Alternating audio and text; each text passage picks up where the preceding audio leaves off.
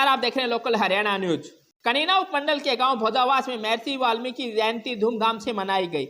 इस अवसर पर अटेली विधायक सीताराम यादव मुख्य अतिथि के रूप में पहुंचे। इस अवसर पर विधायक सीताराम यादव ने महर्षि वाल्मीकि के चित्र के सामने द्वीप प्रज्वलित कर कार्यक्रम की शुरुआत की। इस अवसर पर गाँव की तरफ से विधायक सीताराम यादव तथा दूसरे विशिष्ट अतिथियों का पगड़ी पहनाकर स्वागत किया गया। उपस्थित लोगों को संबोधित करते हुए विधायक सीताराम यादव ने कहा कि महर्षि वाल्मीकि जी ने रामायण की एक उत्कृष्ट रचना की है। उन्होंने कहा कि रामायण जीवन जीने की एक अच्छी कला है और इसके साथ ही उन्होंने लोगों से भगवान श्री राम के जीवन से प्रेरणा लेकर जीवन में आगे बढ़ने को कहा। इस अवसर पर लोगों को महर्षि वाल्मीकि जयंती की शुभकामनाएं देते हुए विधायक सीताराम यादव ने कहा कि वाल्मीकि जी के जीवन से हमें प्रेरणा लेते हुए आगे बढ़ना चाहिए। मीडिया से बात करते हुए विधायक सीताराम यादव ने कहा कि किसानों की बरसात के कारण खराब हुई फसल को भावांतर भरपाई के माध्यम से पूरा करने का काम किया जाएगा। इसके साथ ही उन्होंने बाजरे की उठान पर हो रही देरी के सवाल पर कहा कि जल्द ही सरकारी एजेंसी द्वारा बाजरे के उठान की कार्य किया जा रहा है। साथ ही उन्होंने किसानों से अगले 1-2 रोज में मंडी में नहीं आने की अपील की। विधानसभा में टूटी सड़कों के विषय में उन्होंने कहा कि उन्होंने इसके लिए प्रस्ताव भेज रखा और जल्द ही सभी टूटी हुई सड़कों का कार्य शुरू किया जाएगा। विधानसभा क्षेत्र से गुजरने वाली एकमात्र नदी कृष्णावती नदी के अंदर बरसाती पानी नहीं आने के सवाल के जवाब में उन्होंने कहा कि इस नदी के अंदर गांव मासर तक पानी आया है।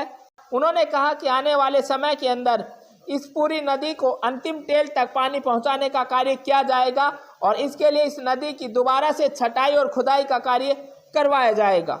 इस जयंती के कार्यक्रम में हमारे बीच में आप सभी को और आप लोगों ने मेरे आने पर फूल मालाओं से पगड़ी पहनाकर जो स्वागत किया, मैं आप सभी का हृदय से आभार व्यक्त करता हूँ और आपको बहुत बहुत धन्यवाद करता हूँ।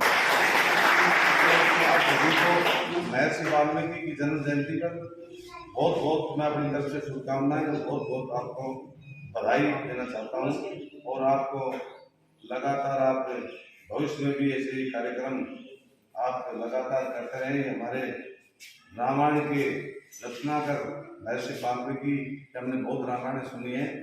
ये बहुत ही हमारे महान पुरुष हैं। इनकी जयंती पर मैं आपको बहुत बहुत बधाई देता हूँ, बहुत बहुत शुभकामनाएं। आप भोजावास पहुंचे, क्या कुछ कार्यक्रम?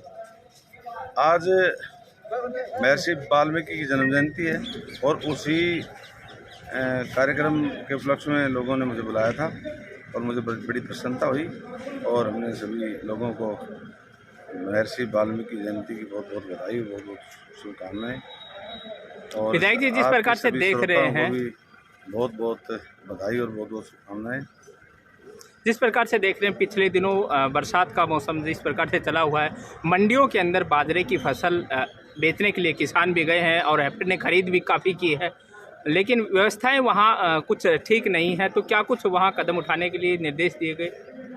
मैं आपके चैनल के माध्यम से सभी किसान भाइयों से अपील करना चाहूँगा कि अब हमने 2-3 दिन मौसम के ये जो मौसम बरसात का जो मौसम है उसके कारण खरीदारी मंडियों में बंद कर दी है और हमारी अटेली मंडी में 1,30,000 कट्टे 2 दिन में आए, जो बरसात के कारण सभी तिरपाल वगैरह लगा रखे हैं, लेकिन 2-3 दिन अब बिक्री परचेजिंग जो वहाँ पे बंद कर रखी है और उस बाजरे को वहाँ से उठा करके आगे परचेज की जाएगी।